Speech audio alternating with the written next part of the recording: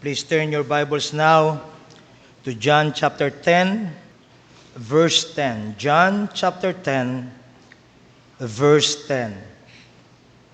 The thief cometh not but for to steal and to kill and to destroy.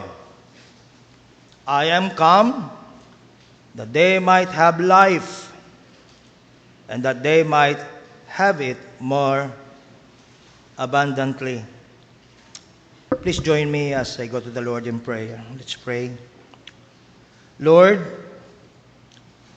we come before you with grateful hearts for this opportunity to gather and hear your word. May your truth be revealed to us today. And may we be transformed by your word through the power of the Holy Spirit. Most importantly, we pray that may your name be truly glorified in our midst. We ask all of these things in the name of Jesus Christ our Lord. Amen. He came that we might have an abundant life.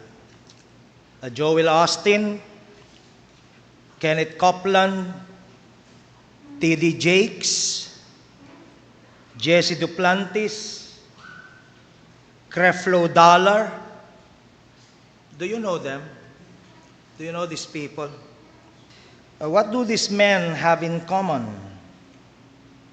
Well, they all are prosperity gospel preachers who basically teach that God rewards faith and generosity with material and financial blessings, and that health and wealth, as Stephen Hunt further explained, are the automatic divine right of all Christians and may be procreated by faith as part of the package of salvation. Since the atonement of Christ includes not just the removal of sin, but also the removal of sickness and poverty. Kumbaga kung gagamitin natin yung secular parlance, live your best life now. Why? Because life is short. And these preachers often quote John 10:10, our text, as support for this idea. But the question is this the message that our text truly wants to convey to us? You see, brothers and sisters, John chapter 10 is part of Jesus' discourse on being the good shepherd. He contrasts himself with false shepherds who harm the flock. Jesus warns that the thief comes only to steal and kill and destroy. Sounds like many of our politicians today, amen?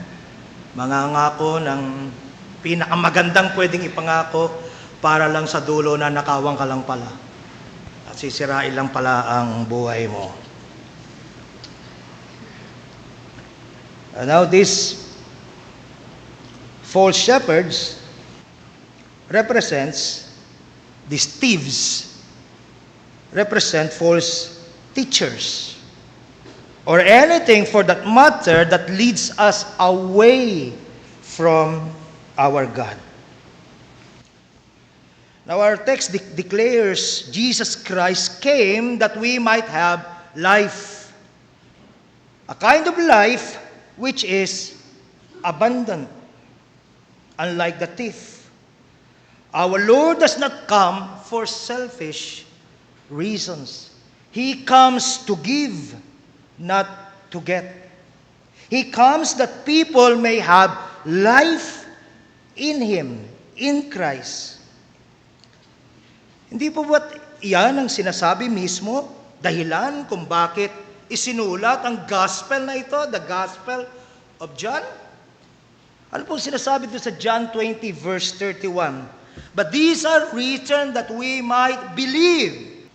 These are written that we might believe that Jesus is the Christ, the Son of God, and that believing ye might have life through His name. Ang tanong, ano po ba yung abundant life na tinutukoy dito?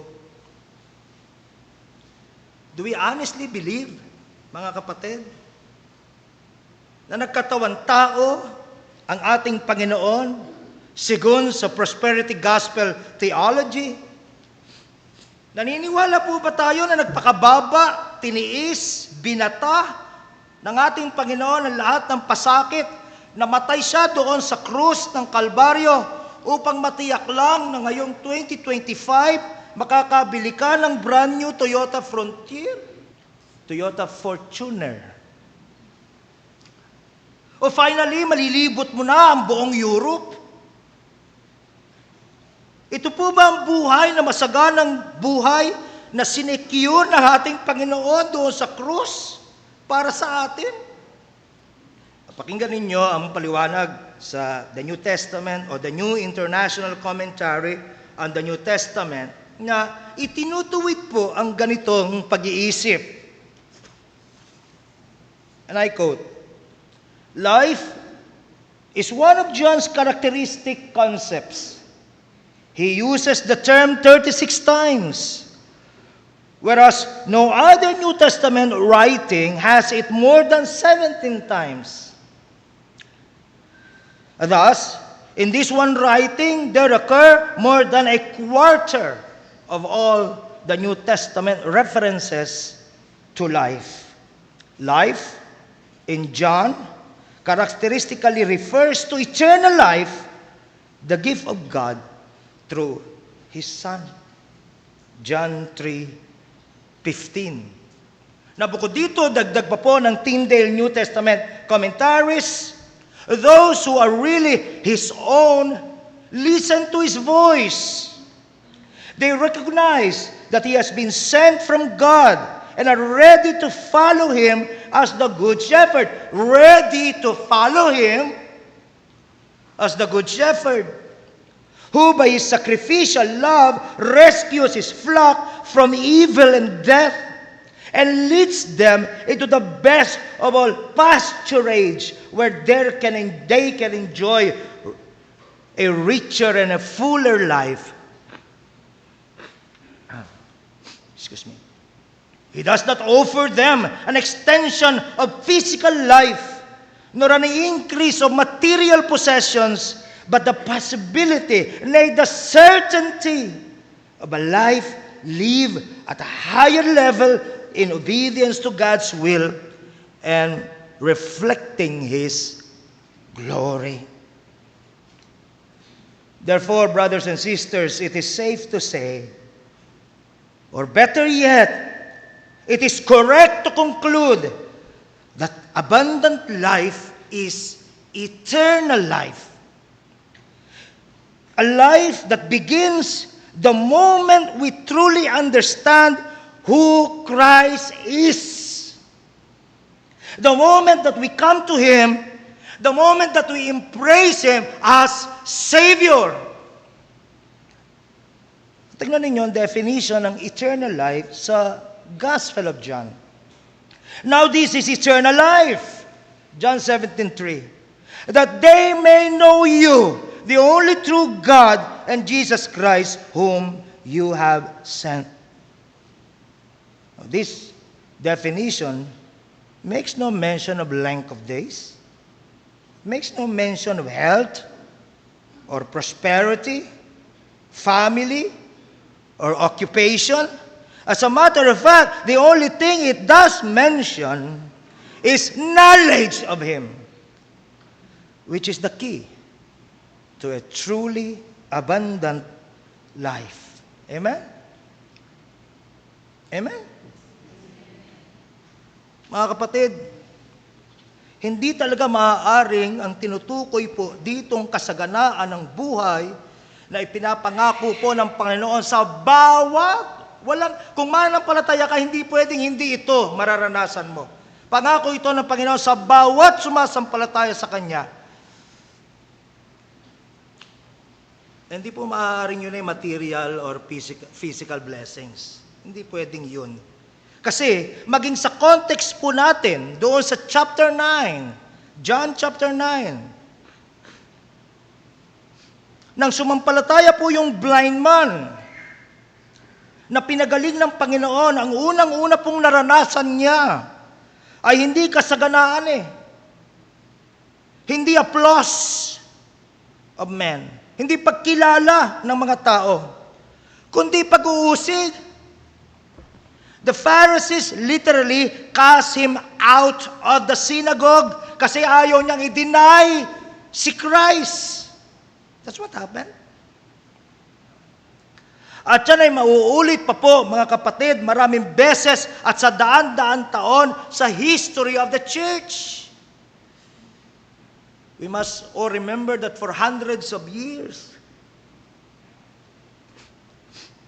the Christian church or churches were considered as illegal.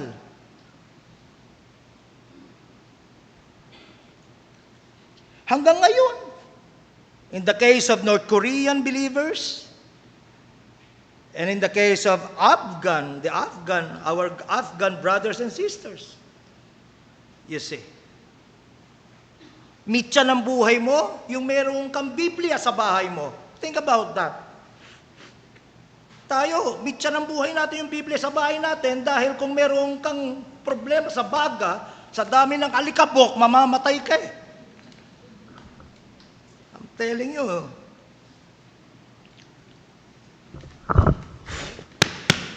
Sunday na naman.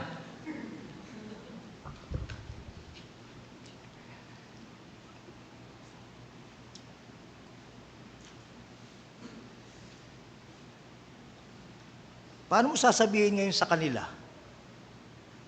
na even right now, dumadaan sa maraming mabibigat na pagsubok dahil sa pagiging mananampalataya nila? Paano mo sasabihin sa kanila na mahina lang at kulang lang sila sa pananampalataya kaya sila nagdudusa? At kaya hindi komportable ang buhay nila? For it has been granted to you that for the sake of Christ, you should not only believe in Him, but also to suffer for His sake. Philippians 1:29. Or in another version, English version, for you have been granted the privilege, for Christ's sake, not only to believe and confidently trust in Him, but also to suffer for His sake. Let me give you an example that is closer home. Normally, pagka Christmas Eve, ano ang idea natin ng Christmas Eve? Well, normally, merong queso de bola, merong hamon, merong lechon na tinapay. May mga bilog-bilog, etc. At yun yung mga panahon na masaya tayong lahat. Nagpapatugtog ng mga masayang tugtugin. Yun yung panahon na magkikita-kita ang mga mahal sa buhay. Amen? Yun yung idea natin. Paano kung hindi ganun ang Christmas Eve mo? Possible ba yon? Oh, yes. Oh, yes. Nang ipinanganak si Pierre, ay Christmas Eve. Amen, Paul? Si Elaine ay isolated sa Ace Hospital dahil may COVID. Habang pinagdadalang tao niya o habang kagampanan niya. At habang nangyayari yun sa kanila, nasa ICU yung father-in-law ni Elaine sa Gapan. Tatay ni Paul. ni Attorney Paul. Handa po ba tayo kung ganito ang situation? Can we still worship Him? Can we still praise Him? Can we still thank Him? Hindi ba nasira ang idea mo ng Christmas celebration? Dahil sa mga unwelcome, quote-unquote, circumstances like this? Isip tayo ng mas malalim, mga kapatid. Isip po tayo ng mas malalim. Now, normally, when we talk about eternal life, the first thing that comes to mind is quantity.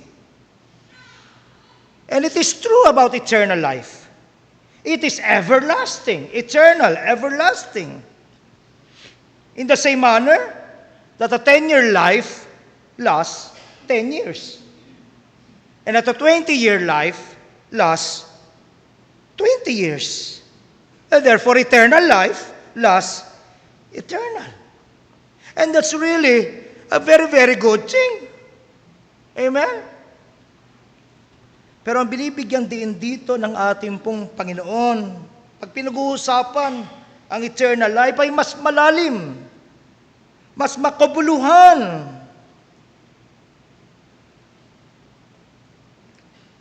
Kapag binabanggit po yung eternal life, yung quality of life ang pinatutungkulan dito. If in chapter 1, for example, of John, he describes the ministry of Christ as an outpouring of divine fullness. From His fullness, we have all received grace upon grace upon grace. Yan ang ibig sabihin ng eternal life. Na habang ikaw ay nakasuso, nakakonekta sa ating Panginoon, yung kaugnayan mo sa Panginoon, hindi na uuubos ang daloy ng masaganang biyaya ng ating Panginoon na hanggang mag-equip sa'yo, magpatatag sa'yo, magbigay ng kapayapaan, hindi mo malaman kung saan galing. Sa gitna ng kahit anong sirkumstansyang niloloob ng Diyos na dadaanan mo. Amen?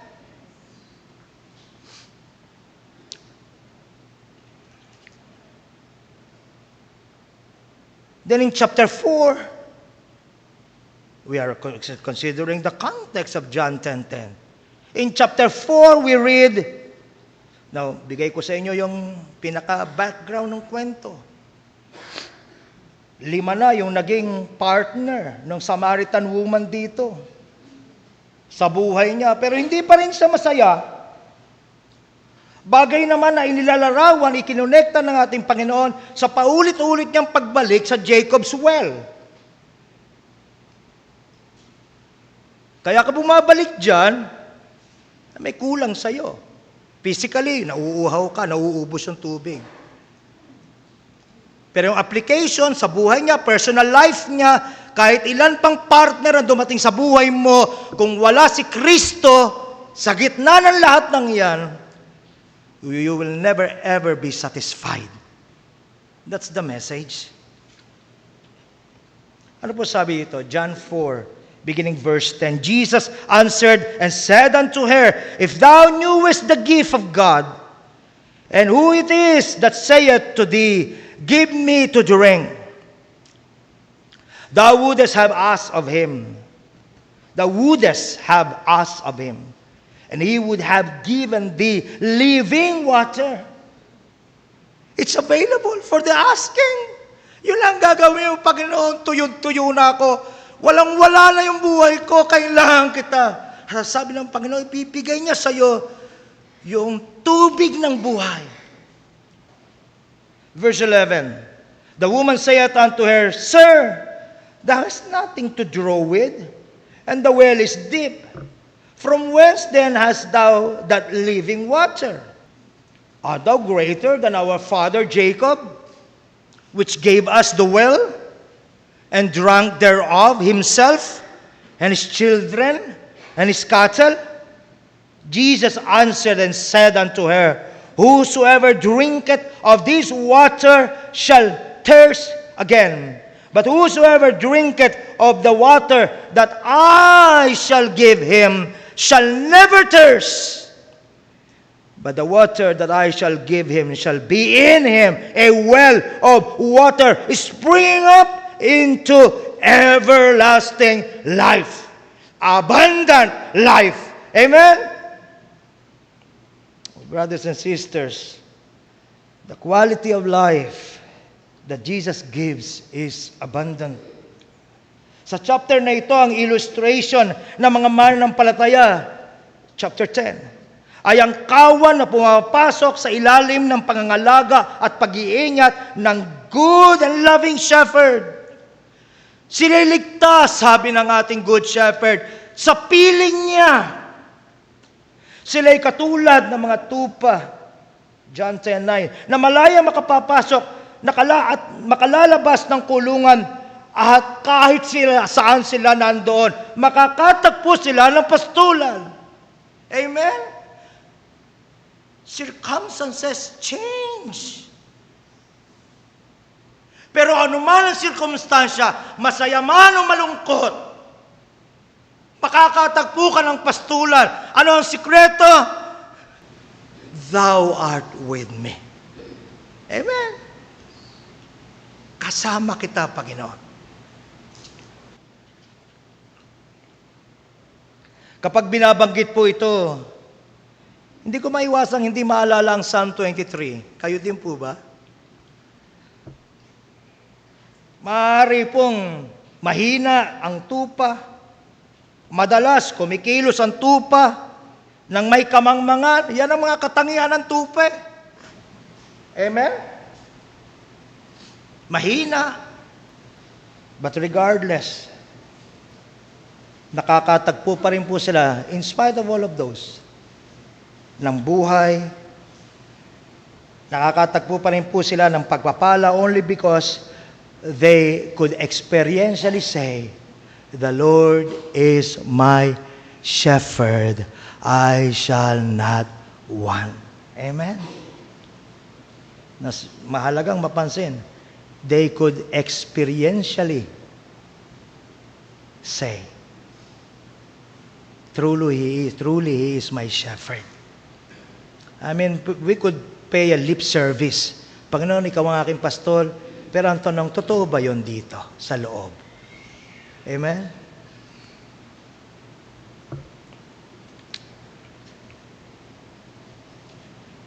Brothers and sisters, the abundant life is spiritual abundance, not material. In fact, our God is not overly concerned with the physical circumstances of our lives. He assures us already that we need not worry about what we will eat or wear. Matthew 6:25-32, or Philippians 4:19 for that matter. Physical blessings may or may not be part of God's centered life. Hindi yan nasukatan. Sabi ng mga nasa prosperity gospel, kailangan masagana ka sa lahat ng bagay. Malusog ka para masabi, ikaw ay malapit sa Diyos. Sabi naman ng mga nasa panig ng poverty gospel, kailangan dumadaan ka sa pagsubok para mapatunayan mong ikaw ay sa Diyos. Parehong mali. Muli, physical blessings may or may not be part of a God-centered life. Neither our wealth nor our poverty is a sure indication of our standing with God. Si King Solomon po meron ng lahat ng material blessings. Meron siya ng lahat ng material blessings na pwede mong gustuhin, nakuha niya. Lahat ng magustuhan ng mata niya, nakukuha niya. Lahat ng mga gusto mo, nakukuha mo. Sa department store, lahat ng gusto mo, nakukuha mo. Sa IKEA, lahat ng gusto mo, nakukuha mo. Meron siya ng lahat ng gustuhin niya. Hindi masama yon, by the way. Amen. Sa sarili niya. Okay? Pero po, sa dulo na pagtanto ni King Solomon, ang lahat ng mga ito ay meaningless or vanity. Ecclesiastes 5:10-15. Paul, on the other hand, was content in whatever physical circumstances he found himself. Philippians 4:11-13. Not that I am speaking of being in need, for I have learned in whatsoever situation I am to be content. I know how to be brought low, and I know how to abound in any and every circumstance. I have learned the secret of facing plenty and hunger, abundance and need. I can do all things through Him who strengthens me. Magbabago-bago ang sirkumstansya ng buhay. Sabi ni Paul, parehas lang yan. Bakit? Siya kasi ang nagsusustain sa akin. Brothers and sisters, remember this. A Christian's life revolves around growing in the grace and knowledge of our Lord and Savior, Jesus Christ. 2 Peter 3:18. This teaches us that the abundant life is a continual process of learning, practicing, maturing, as well as failing. Don't give up. Kung nag-fail ka, tayo uli, tuloy lang. Recovering, adjusting, enduring, and overcoming. Because in our present state, kagaya na sinabi ng 1 Corinthians 13:12, we see through a glass darkly. But then again, one day, we will see God face to face, and we will know Him completely as we will be known completely. We will no longer struggle with sin. Oh, praise be to God. We will no longer struggle with doubt. This will be the ultimately fulfilled, abundant life. Maaaring sa likas po nating kalagayan, naroon pa rin ang paghahangad natin na magkaroon at maranasan marahil maging nang may kasaganaan ng anumang mabubuting physical at material na mga bagay. Kagaya ng nasabi ko na, that in itself is not wrong. Pero mga kapatid,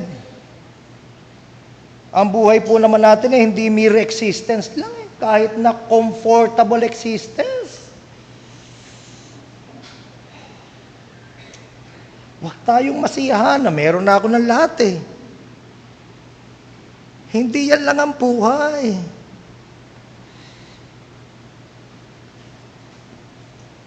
Anong palagi kong pinapaalala po sa inyo, napakadaling magbago. In a matter of second, pwedeng magbago ang lahat. Naalala nyo hanggang ngayon kasi, naalala nyo, ang plano naming pamilya, pupunta kami sa isang resort, lahat kompleto, ang tatay namin nandun. Gusto kong maging masaya yung New Year ng aking mga magulang. Hindi na nangyari. Pinag-iipunan namin yun Hindi na nangyari. Wala na siya tatay. You see? Hindi tayo pwedeng magsabi na bukas ganito ang mangyayari. At hanggat malinaw sa atin niya, lagi kang dadala sa presensya ng Panginoon dahil alam mo, hawak niya ang buhay mo. Amen, Brother Kimpi? Masaya kayo You remember? Kaya kayo umalis, kaya kayo nagpunta ng Subic. At mag-celebrate kayo. Yung pala doon kukunin si tatay. Right? Gusto kong maging mas klaro sa atin. As we now enter 2025, mas maging klaro sa atin, Panginoong Diyos, even more now, kailangan ka namin. Ano again, sabi ng Psalm 90? Lord, you are our dwelling place throughout all generation, meaning to say, yung Diyos na ito, the God of Abraham, the God of Isaac, the God of Jacob. Napansin nyo ba? Same God. Namatay si Abraham, namatay si Isaac, namatay si Jacob. Same God. Meron lang isa tayong pwedeng ipamana sa mga anak natin, ang isang robust na pagpapahalaga sa Diyos. Dahil malaki siya. Worthy siya ng buo nating tiwala. Inaasahan po mga kapatid na bilang mga mananampalataya as we grow, dapat nababago ding unti-unti ang ating pagpapahalaga at ang ating mga prioridad. Be not conformed to this world, but be ye transformed by the renewing of your mind, that ye may prove what is that good and acceptable and perfect will of God. Romans 12:2.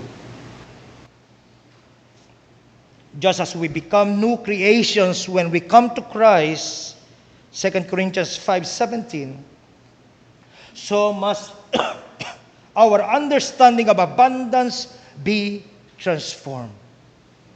True abundant life, brothers and sisters, consists of an abundance of love, joy, peace, and the rest of the fruit of the Holy Spirit. Not in the abundance of stuff. Lumalago po ba tayo sa pag-ibig? O kung gaano ko tayo noon kabiter, ganun pa rin tayo kabiter ngayon. Alam niyo, ikinatuwa ko sa lahat ng sinabi ni Joms kagabi. Isa sa ikinatuwa ko yung sinabi ni Joms, Nanay, kay mabuting halimbawa, Mama. Kasi tinuruan mo kami kung paano maging forgiving. Ang sarap nun, di ba? Yung nagsilbing mabuting halimbawa ang isang magulang sa kanyang anak. Mahirap ang maging forgiving. Pero madali yan kung lumalago tayo sa pag-ibig. Joy. Hanggang ngayon pa naman, nagagalit ka sa mga anak mo. Sa entrega, sumuweldo ka na, nabili mo na lahat. ako. Diyan magsisimula, inalagaan ko mga anak mo. O minsan naman, medyo subtle lang konti, nagpaparinig lang. Magbe-birthday na ako, nakapag-Korea na lahat. Ako na lang hindi, anak. Sila. Ako na lang hindi. Ano mangyayari sa 60th birthday ko? Oh, my dear brethren, mahal ko po kayo. At ang panalangin ko, lahat tayo, sa paglalakbay sa buhay pananampalatayang ito, lumalago sabay-sabay. Iba-iba man yung level, pero sabay-sabay. Yan ang aking panalangin. Again, true abundant life consists of an abundance of love, joy, peace, and the rest of the fruit of the Spirit. Not an abundance of stuff. Take heed, beware of covetousness. For a man's life consisteth not in the abundance of the things which he possesseth. Luke 12:15. Na hindi ko sinasabi na walang puwang ang material blessing sa buhay natin ngayon dito sa lupa bilang mga mananampalataya. Seek ye first the kingdom of God, and all these things, material, all these things shall be added unto you. Pero tandaan po natin na kung sakaling mangyari yon, na tayo pagpalain niya materially, na tayo pagpalain niya financially, kingdom pa rin po niya ang una, hindi ang sarili. Right? Tama? Seek ye first the kingdom of God and His righteousness. All these things shall be added unto you. O nung dinagdag na, hindi na siya ang una, hindi na ang kaharian niya, doon tayo nagkakamali. Charge them that are rich in this world, that they be not high-minded, nor trust in uncertain riches, but in the living God, who giveth us richly all things to enjoy. Pwede ba mag-enjoy? Ay, siyempre naman.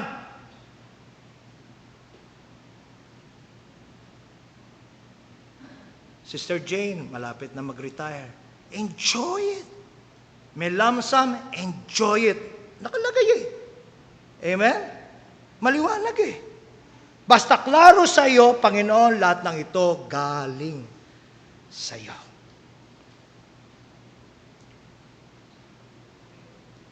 At sapagkat galing sa Kanya, verse 18, that they do good, charge them, that they do good, that they be rich in good works, ready to distribute, willing to communicate, laying up in store for themselves a good foundation against the time to come, that they may lay hold on eternal life. Kung klaro sa iyo, ako'y conduit lang ng lahat ng ito, hindi mahirap. Lord, pag binigay ko to sa gawain mo, hindi ka mauubusan. Patuloy kang may kakayang ibigay ang lahat dahil ikaw ang source ng lahat. Amen? That's the right mindset. Kung masagana kang pinagpapala, masagana mo rin pagpalain ang gawain ng Panginoon at ang mga kapatid. Be a channel of blessing.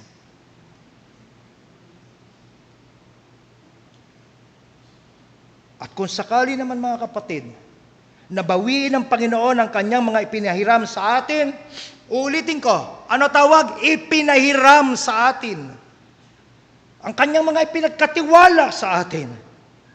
Matagpuan po nawa tayong nagpapatuloy, matagpuan po nawa tayong nananatili sa diwa ng pagsamba. Job 1:21. Naked I came from my mother's womb, and naked shall I return there. The Lord gave, and the Lord has taken away. Blessed, blessed be the name of the Lord. Chapter 23, verse 1 of Job. Then Job answered and said, even today is my complaint bitter. My stroke is heavier than my groaning. Oh, that I knew where I might find him.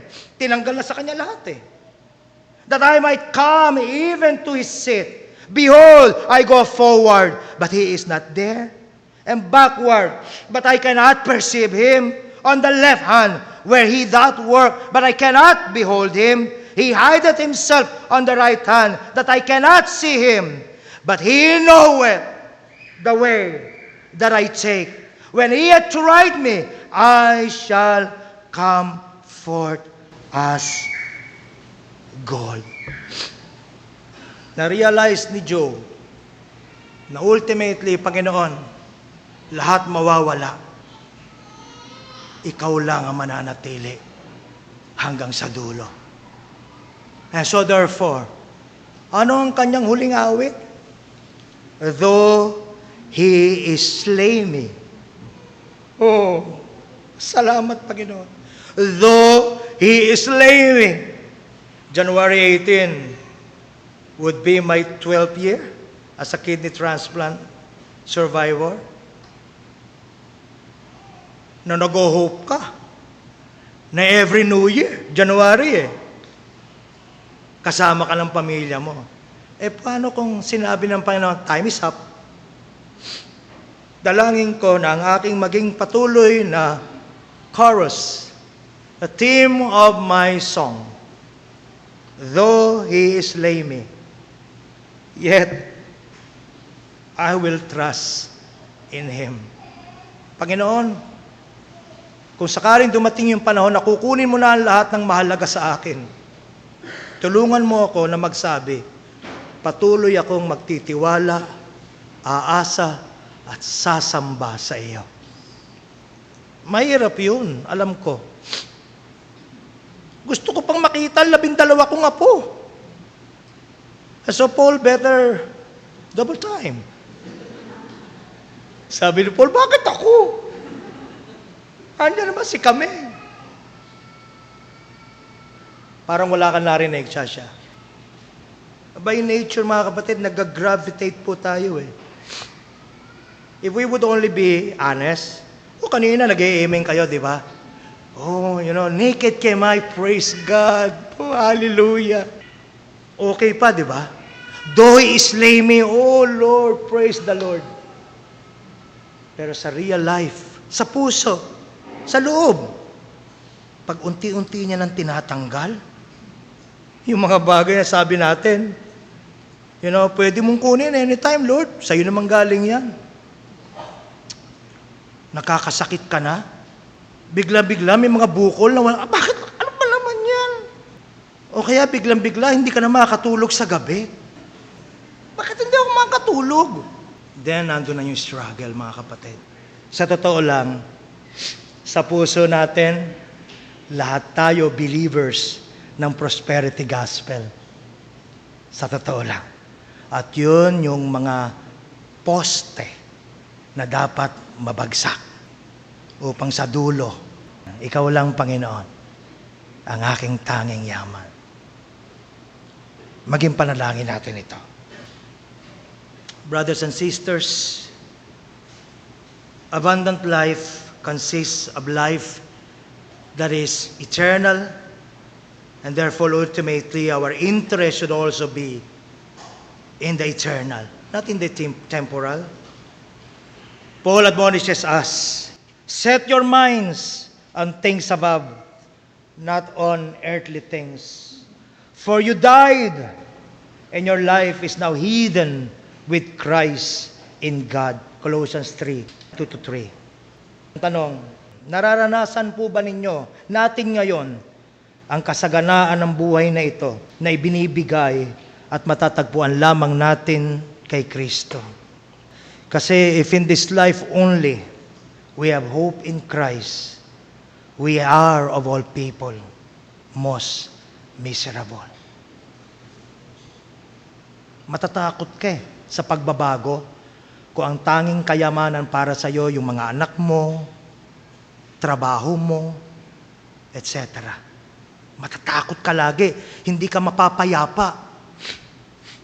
Dahil ayaw mong may mawala sa'yo.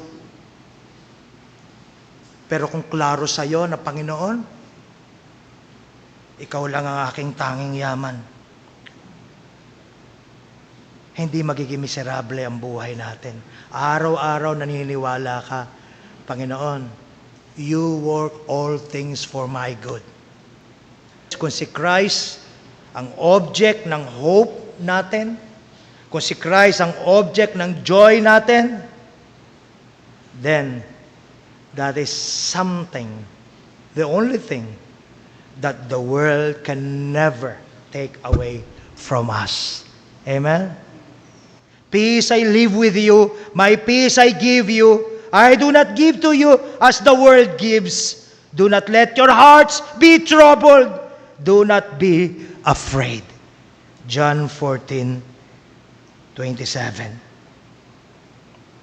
Ang panalangin ko, tinutulungan po nawa tayo ng ganitong mga pag-aaral upang nang sa gayon ang maging trajectory ng ating pag-iisip, ang ating mga pagpapahalaga ay patungo sa Panginoon at sa Kanyang kaluwalhatian.